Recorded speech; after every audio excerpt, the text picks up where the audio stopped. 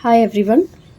तो जैसे कि हमने डिसाइड किया था कि जो एग्ज़ाम पैटर्न होगा ह्यूमन रिसोर्स मैनेजमेंट का और जो यूनिवर्सिटी की गाइडलाइंस होंगी वो आपके साथ मैं शेयर करूँगी।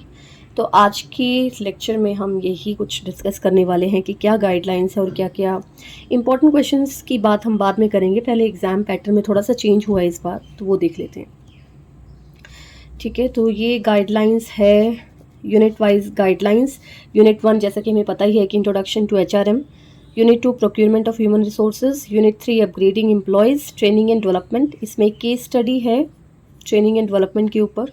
फिर यूनिट 4 परफॉर्मेंस मैनेजमेंट, उसमें भी एक केस स्टडी है। Unit 5 employee maintenance engagement and emerging horizons, उसमें भी केस स्टडी है। तो जो लोग पहली बार देख रहे हैं इस वाली सीरीज़ को, सिलेबस में ऑलरेडी अपलोड कर चुकी हूँ, तो आप जाके सिलेबस देख सकते हैं। उसमें हमने ये 5 यूनिट्स डिस्कस किए थे। ठीक है, तो इम्पॉर्टेंट चीज़ अब क्या है? इम्पॉर्टेंट चीज़ इसमें है कि इन तीनों यूनिट्स में ये केस स्टडी सबसे ज़्यादा इम्पॉर्टेंट है, जो आपको करनी ही करनी है। Training and development, performance appraisal and compensation, emerging issues and horizons. तो ट्रेनिंग एंड डेवलपमेंट का तो पूरा यूनिट ही है। यूनिट 3 अगर मैं बात करूँ तो ये पूरा ट्रेनिंग एंड डेवलपमेंट के ऊपर है। इसमें से केस स्टडी आने के चांसेस है पूरे। यूनिट 4 आपका पूरा का पूरा एक पूरा यूनिट ही परफॉर्मेंस अप्रेजल और कॉम्पनसेशन पे है, तो यहाँ से केस स्टडी आने के चांसेस है। इमर्जिंग इश्यूज एंड हॉरिजन्स ये आपका यूनिट 5 में भी आता है, और अगर आपने सिलेबस अच्छे से देखा है या फिर वीडियो देखी है तो आपको पता होगा कि यूनिट 1 में भी कुछ टॉपिक्स थे जो इमर्जिंग हॉरिजन्स में आते हैं, जैसे डाउन साइजिंग, जेंडर डाइवर्सिटी, ठीक है, वर्क कल्चर। तो कुछ ऐसी चीज़ें थी जो यूनिट 1 में भी आती हैं। काफ़ी चीज़ें ऐसी होती है जो सिलेबस में मेंशन नहीं होती बट आपको करनी होती है, ये मैं ऑलरेडी आपके साथ डिस्कस कर चुकी हूँ। तो case study should be of moderate size only to create an understanding of the subject and to ensure active participation of the students and a continuous learning process. तो मॉडरेट साइज की case study की बात यहाँ चल रही है। अब moderate size क्या होता है? यानी कि एक पैराग्राफ की केस स्टडी की तो नहीं बात चलेगी, तो मान के चलिए कि 1.5 पेज आपको मिलेगा केस स्टडी में।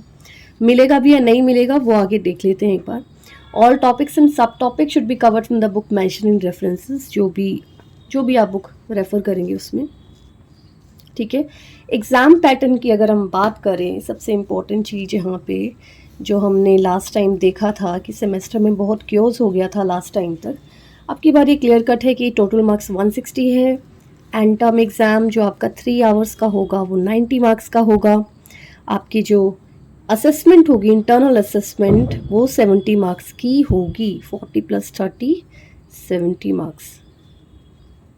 ठीक है, टोटल नंबर ऑफ क्वेश्चंस 5 होंगे। All questions will carry equal weightage 18 marks of each, जैसा कि पिछली बार भी था अब की बार भी वैसे ही है। अब आगे क्या इंपॉर्टेंट चीज़ है?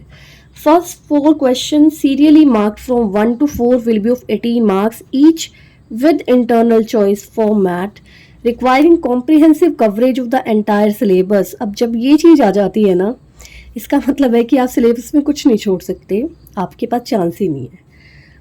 There should not be more than 2 parts in a question. तो यहाँ से समझ आ ही रहा है कि हर क्वेश्चन में 2 पार्ट्स होंगे। तो बेसिकली आपको 10 क्वेश्चन मिलने वाले हैं 10 क्वेश्चन भी 20 क्वेश्चन मिलने वाले हैं एक तरह से, क्योंकि हर क्वेश्चन में तो चॉइस है और एक क्वेश्चन को 2 पार्ट्स में डिवाइड किया जाएगा, और कोशिश की जाएगी कि क्वेश्चन का फॉर्मेट ऐसा बनाएं जिससे पूरा का पूरा सिलेबस ही कवर हो जाए। तो जिनको ये लगता है कि ये छोड़ देंगे या वो छोड़ देंगे काम चल जाएगा, तो ऐसा पॉसिबल नहीं है। ठीक है, तो पढ़ना तो पड़ेगा इसके लिए। फॉर्मेट कैसा होगा? क्वेश्चन नंबर 1 2 3 4 ए और बी 9 सी और डी 9 सेम, जैसे एक क्वेश्चन की 2 पार्ट्स बना दी और आपको एक internal choice they the. Now, what is all about question number 5? Question number 5 will be having 2 parts. तो उन्होंने साफ बता दिया कि क्वेश्चन नंबर 5 के भी 2 पार्ट होंगे। First part will be based on 1 compulsory question as case study of moderate size without any choice of 9 marks. तो ये सबसे बड़ा जो सरप्राइज़ है, वो जो को पता नहीं होगा, बट ये सरप्राइज़ उनके लिए होगा जिन्होंने जिनको नहीं पता है गाइडलाइंस का या जो अनअवेयर है इस चीज़ के बारे में, लेकिन अब आपको पता लग रहा है कि क्वेश्चन नंबर 5 में 9 मार्क्स की केस स्टडी 100% आने वाली है। तो 1 case study sure to be आएगी, ठीक है। तो ये आएगी 9 मार्क्स की विदाउट एनी चॉइस, और ये कंपलसरी क्वेश्चन होगा, ठीक है। तो ये कंपलसरी क्वेश्चन है, आप इसको छोड़ नहीं सकते। तो जिन लोगों को लग रहा है कि केस स्टडी से बच जाएंगे, दूसरा क्वेश्चन अटैम्प्ट कर लेंगे, तो ऐसा नहीं होगा। You have to do a case study a compulsory as a compulsory question, and the second part will be based on short notes of 9 marks in the format of attempting any two, 4.5 marks each out of the 4 covering all units. तो इन 4 units में से short notes आएंगे। तो किस तरह का दिखेगा आपको जो क्वेश्चन है वो ऐसा नज़र आने वाला है। Part 1 case study of moderate length की बात की जाती है, तो ये मान के चलिए कि 1.5 पेज की एक केस स्टडी आपको दी जाएगी।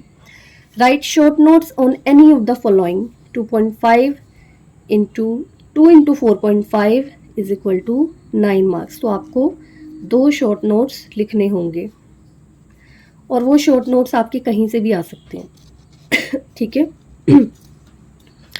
तो ये है एग्ज़ाम पैटर्न। जनरली जो लास्ट आपका यूनिट है उसमें से भी शॉर्ट नोट्स आ जाते हैं, यूनिट 1 में से भी आ सकता है, 2 में से भी आ सकते हैं, तो किसी में से भी आ सकते हैं, क्योंकि इन्होंने लिखा है कि सारे यूनिट्स में से ये कवर किया जा सकता है।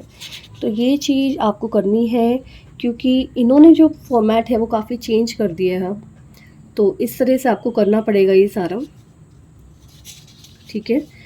और जो कॉन्टीन्यूस असेसमेंट गाइडलाइंस है, 5 मार्क्स आपके अटेंडेंस के ही होते हैं, 35 मार्क्स इन चीज़ों के होंगे अगर आपके यहाँ ये चीज़ें कराई जा रही है, या फिर जो भी आपके टीचर ने आपको असाइनमेंट दिया है, प्रेजेंटेशन दिया है, वो उन सब बेसिस पे। एक छोटा सा पॉइंट कि इंटरनल असेसमेंट गाइडलाइंस क्या है।